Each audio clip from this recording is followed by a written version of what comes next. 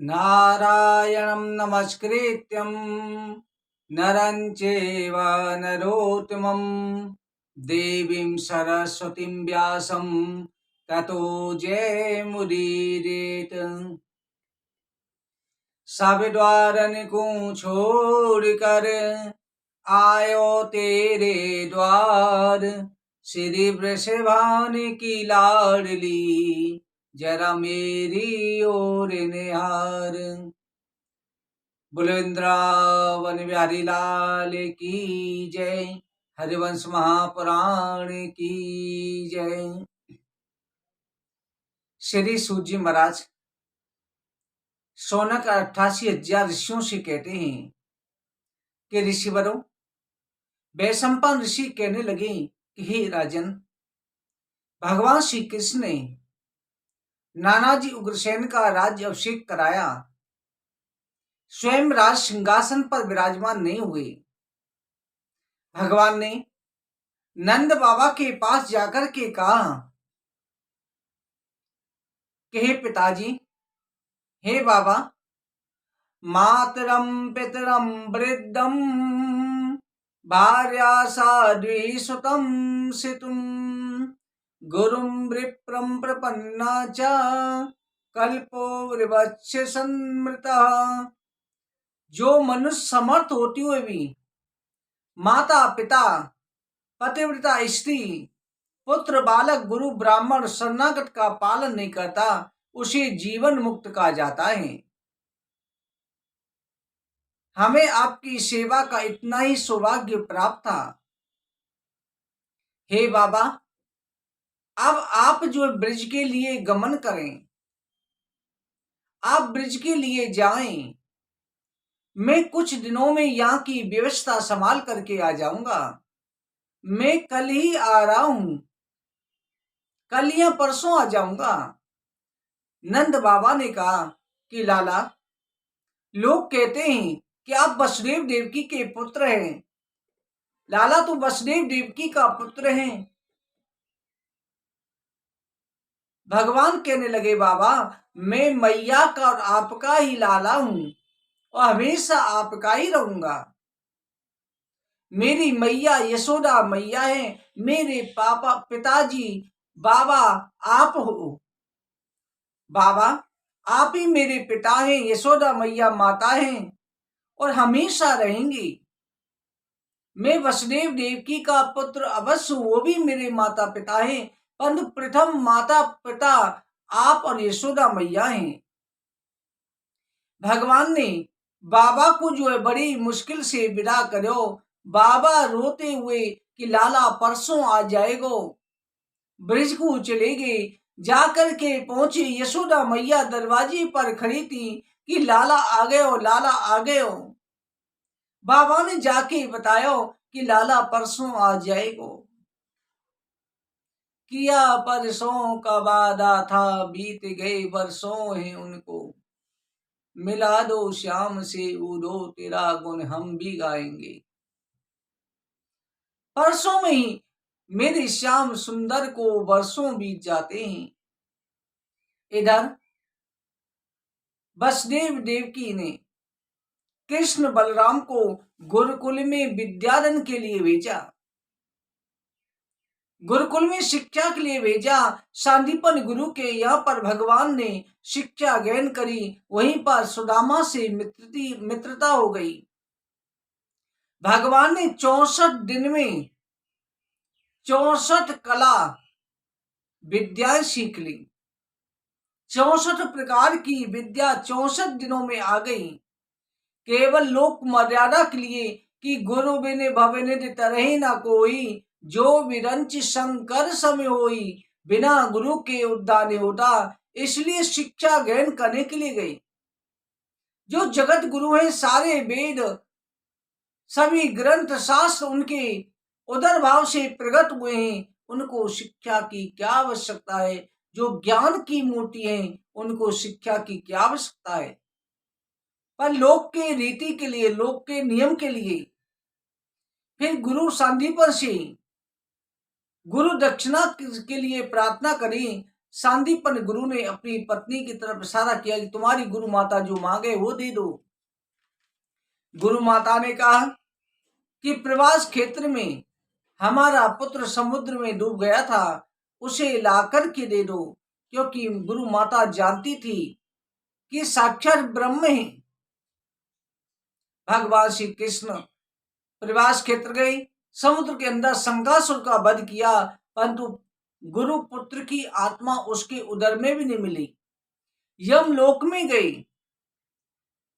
यमलोक में जैसी पहुंचे यमराज ने प्रणाम करो, यमराज ने प्रणाम करो। भगवान ने जो है यमराज को आज्ञा दी कि गुरु पुत्र की आत्मा को लाकर के मुझे दे दो। भगवान की आज्ञा सुनकर के यमराज ने कहा, प्रभु मैंने आपके गुरु पुत्र की आत्मा को बहुत संभाल के रखे है, मैं जानो कि आप आएंगे। भगवान ने अपने गुरु पुत्र की आत्मा को लिया, उनके लिए पंचभौतिक शरीर उस उम्र तक जिस अवस्था का होना चाहिए था, जितनी आयु होनी चाहिए, वैसा शरीर प्रदान करके लेकर के आ गए। ला करके गुरु को सौंप्यो। गुरु ने ये सब कुछ देख करके गुरुपुत्र में आनीतम निज कर्म बंदनम आनयस्य महाराज मच्छासन पुरस्कृता। गुरु ने आशीर्वाद दिया, बेटा तुमने हमारे पुत्र को लौटा करके हमारी गुरु दक्षिणा भली भांति चुका दी। मरे हुए प्राणी को यमलोक से कोई भी आज तक लौटा के नहीं ला सका। तुमने असंभव को भी संभव कर दिया। तुम दोनों पर बहुत प्रसन्न हूं। संसार में तुम्हारी कीर्ति का विस्तार हो। सब शास्त्र करामलवती सदा तुम्हें उपस्थित हो। रात दिन किसी भी पैर इस लोक या परलोक में कभी भी उनकी स्मृति तुम्हें नहीं होगी। बेटा अब तुम सानंद घर जाओ, तुम्हारी यात्रा सफल हो गई। इस प्रकार दोनों भाई गुरु से आज्ञा लेकर के रथ पर सवार होकर के मथुरापुरी में लौट आए। मथुरापुरी वासियों ने, माता देवकी और वसुदेव जी ने कृष्ण बलराम को देखा जैसे खोया धन मिल जाता है। कृष्ण बलराम को पाकर के बड़े प्रसन्न हुए। सभी प्रजा बड़ी प्रसन्न हो गई। सभी प्रजा सभी मथुरावासी बड़े प्रसन्न हुए। सभी मथुरावासी प्रसन्नता के साथ कृष्ण जी की सेवा करने लगे। इधर जो है भगवान ने सागत्वा सनापुरम पौरवेन्द्र यशोंगितम ददसा तत्राम्बिकेयम संबी संविदरम प्रताम। एक दिन भगवान ने अक्रूर जी को कहा कि हे तात, आप मेरी आज्ञा से हस्तिनापुर जाइए।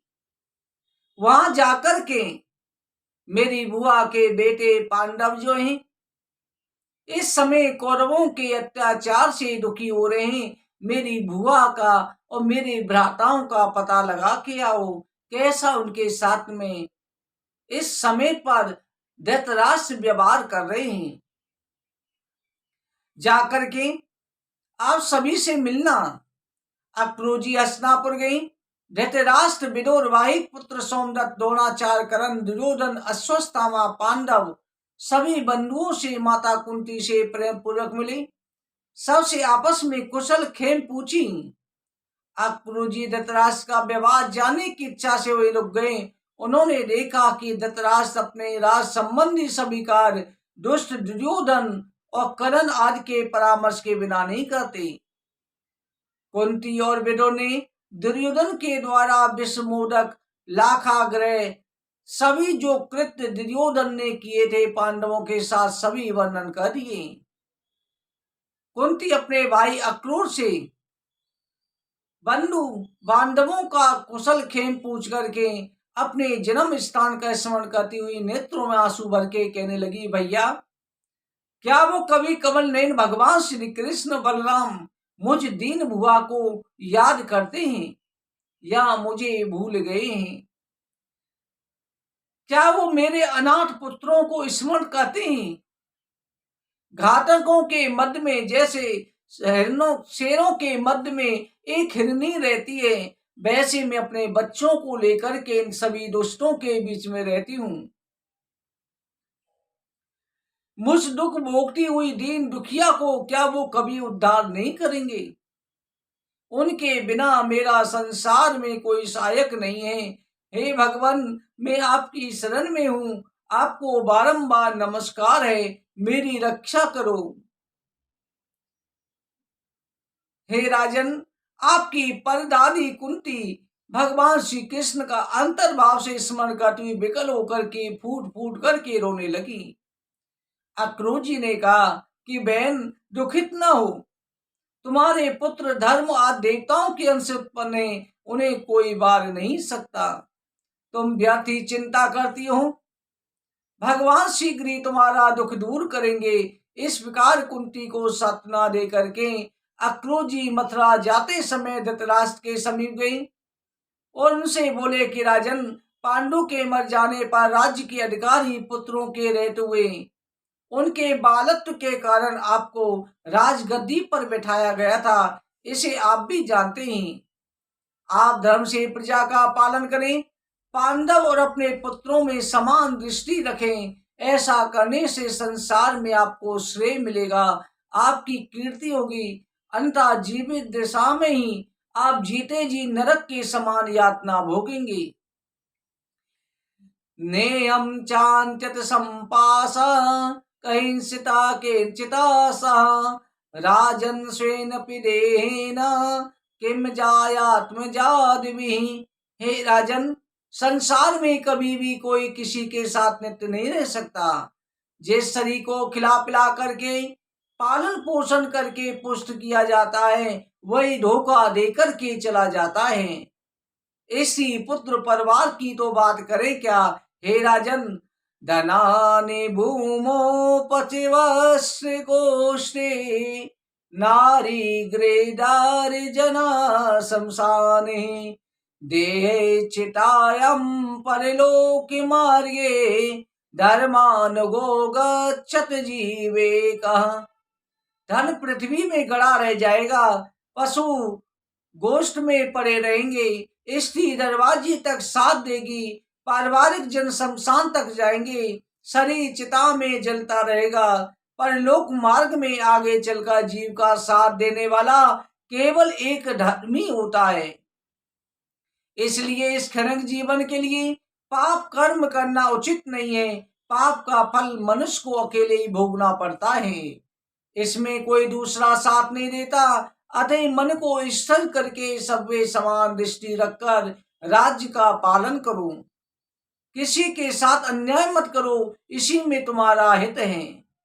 धृतराष्ट्र ने कहा, हे अक्रूर जी, आपने बड़ी अच्छी बात सुनाई, इसे सुनने से मेरी आत्मा तृप्त नहीं होती, पर क्या करूं, मेरे पुत्रों में अनुराग इतनी विषम हो गई है कि अपने पुत्रों में और पांडु के पुत्रों में समता नहीं कर पाता। ये ईश्वरीय विधान है, मुझे न्याय अन्याय नहीं सूझता, ये सब भगवान करा रहा है, इसे कोई टाल नहीं सकता। आप जानते हैं यदुकुल में भगवान का अवतार पृथ्वी का भार उतारने के लिए हुआ है। पृथ्वी इस समय व्याकुल है, मेरे में समता आने पर यह भार कैसे उतरेगा। महाभारत की भूमि बन रही है, अन्यथा नहीं कर सकता। इस तरह से धृतराष्ट्र ने अपना सारा दोष भगवान के ऊपर डाल दिया। ससंग राम कृष्णाभ्याम धृतराष्ट्राभिचेषितम् पांडवान् प्रतीकोरव यदा वृष्टे स्वयं। अक्रूर जी ने आकर के भगवान को धृतराष्ट्र के सभी कर्मों का, जैसे धृतराष्ट्र कर्म कर रहा था, पांडवों के साथ दुर्व्यवहार कर रहा था, वो सभी संदेश कह सुनाया। भगवान श्री कृष्ण जो है पांडवों के उद्धार का उपाय सोचने लगे।